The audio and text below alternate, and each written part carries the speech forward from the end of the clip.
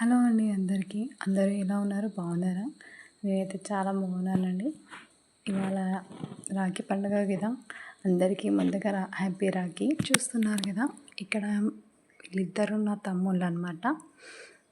First నేనే పెద్దదాన్ని మా ఇంటికి, ఆ తర్వాత మా ఇద్దరు తమ్ముళ్ళు. మా మా తమ్ముడు చూస్తున్నారు కదా, పెద్ద తమ్ముడు. నేను వీడియో తీస్తుంటే, వీడియో ఎందుకు తీస్తున్నారు, నాకు నిద్ర మబ్బు వచ్చేస్తుంది, వీడియోలో నేను గలీజ్గా కనిపిస్తాను, నన్ను వీడియో తీయకండి వాడు ఏదో అంటున్నాడు అనమాట. ఇంకా నేనైతే వీడియో ఆఫ్ చేయను, ఆ వీడియో తీస్తూనే ఉంటాను, నువ్వు ఎట్లానో ఉండు అని చెప్పేసి నేనైతే వీడియో తీశాను. ఇక్కడ వచ్చేసి మా తమ్ముని పక్కన మా పెద్ద బాబు, వానికి నేను రాఖీ కడుతుంటే నాకు కూడా కట్టమ్మా అని వచ్చి ఆడ పక్కన కూర్చున్నాడు, మా తమ్ముని పక్కన. ఇక్కడ వచ్చేసి మా చిన్న తమ్మునికి అయితే నేను రాఖీ కడుతున్నాను. అవతల సైడ్ వచ్చేసి మా పెద్ద తమ్ముడు అనమాట. మా పెద్ద తమ్ముడు స్వీట్ ఏది తెచ్చినావు అక్క, కలాకాని తెచ్చావా, ఏది తెచ్చావా అని స్వీట్ అయితే చూసారనమాట.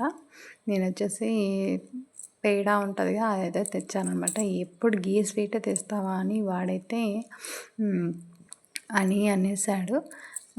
ఏ తినడానికి ఏ స్వీట్ అయితే ఏమి తింటాం, అది లోపలికి పోయేదే కదా అని చెప్పేసి నేనైతే ఏమనలేదు.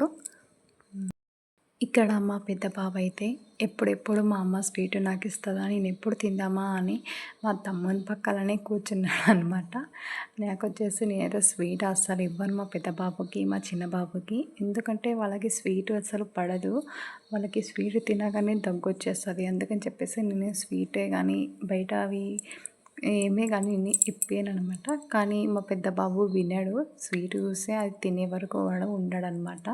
చూస్తున్నారు కదా, మా తమ్ముని పక్కనే కూర్చున్నాడు స్వీట్ని చూసుకుంటూ. ఇక్కడ వచ్చేసి మా పెద్ద తమ్మునికి కూడా రాఖీ కట్టడం అయితే అయిపోయింది. ఇంకా నెక్స్ట్ అయితే నేను స్వీట్ అయితే మా చిన్న తమ్మునికి, మా పెద్ద తమ్ముడికి తినిపించాను. చూస్తున్నారు కదా, మా పెద్ద తమ్ముడు స్వీట్ ఇట్లా కొంచెం స్వీట్ నచ్చలేదని చెప్పేసి కొంచెమే తీసుకొని నోట్లో పెట్టుకొని ఇట్లా తింటున్నాడు. ఇక్కడ వచ్చేసి మా చిన్నమ్మ కూతురు కూడా వచ్చారనమాట మా తమ్ముళ్ళకి రాఖీ కట్టడానికి. నాకు వచ్చేసి ఇద్దరు చిన్నమ్మలు. తను వచ్చేసి మా చిన్నమ్మ వాళ్ళ కూతురు అనమాట. వాళ్ళు కూడా వచ్చి మా తమ్మునికి అయితే రాఖీ కడుతున్నారు. తను వచ్చేసి లక్ష్మి తన పేరు. నెక్స్ట్ అక్కడ ఉంది కదా, ఇక్కడ వీళ్ళిద్దరు వచ్చేసి శ్రవంతి, నిఖిత అనమాట. బ్లాక్ డ్రెస్ అమ్మాయి నిఖిత, ఆరెంజ్ అమ్మాయి ఏమో శ్రవంతి. వాళ్ళు కూడా వచ్చారు. మా చింతవన్ పక్కన ఇంకో తమ్ముడు కూర్చున్నారు చూడండి, తను వచ్చేసి మా చిన్నమ్మ కొడుకు. నేను వానికి రాఖీ కట్టడం మర్చిపోయాను, వాడు వచ్చాడని చెప్పేసి నేను మళ్ళీ వానికి బొట్టు పెట్టి రాఖీ తీసుకొని వానికి కూడా రాఖీ అయితే కట్టేశాను అనమాట. ఈసారి రాఖీ పండుగ నాకైతే చాలా బాగా జరిగింది. ఎందుకంటే ప్రతిసారి నేను మా తమ్ముళ్ళకే కట్టేదాన్ని, నాకు మా అన్నయ్యకి కట్టడానికే వీలు కాకుండేది అనమాట. ఎందుకంటే తను వచ్చేసి హైదరాబాద్లో ఉంటుండే, కానీ ఎప్పుడు వెళ్దామన్నా నాకు వీలు కాకుంటుండే. అలా అని చెప్పేసి నేను మా శ్వేతక్కకి రాఖీ అనేది పంపించేదాన్ని. ఈసారి మాత్రం మా అన్నయ్య వాళ్ళు ఇక్కడికే వచ్చారు, మా పెద్దమ్మల ఇంటికి. చూస్తున్నారు కదా, బ్లూ షర్ట్ అయినని మా అన్నయ్యకి మా వదిన, ఇక్కడ వచ్చేసి మా వదిన కదా, మా వదినకి మా శ్వేతకి అయితే ఫస్ట్ రాఖీ కడుతుందనమాట. ఇంకా నెక్స్ట్ నేనైతే వచ్చేసాను మా అన్నయ్యకి రాఖీ కడదామని చెప్పేసి.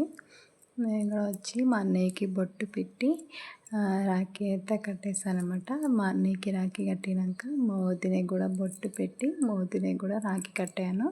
ఇక్కడ వచ్చేసి మా చిన్న బాబు నన్ను అసలు రాఖీ కట్టనిస్తడం లేదు, ఒక సతాయిస్తున్నాడు నా మీద కూర్చుంటా అని. చూస్తున్నారు కదా, తను మా అన్నయ్య. ఈసారి ఇక్కడ వచ్చినందుకు నాకైతే చాలా మంచిగా అనిపించింది. ఎప్పుడు నా రాఖీ నేను కట్టకుండా మా శ్వేతక్కకి ఇచ్చి పంపించేదాన్ని అనమాట హైదరాబాద్కి. కానీ ఈసారి నా చేతులతో నేను రాఖీ కట్టినందుకు మా అన్నయ్యకి నాకు కొంచెం హ్యాపీగా అనిపించింది.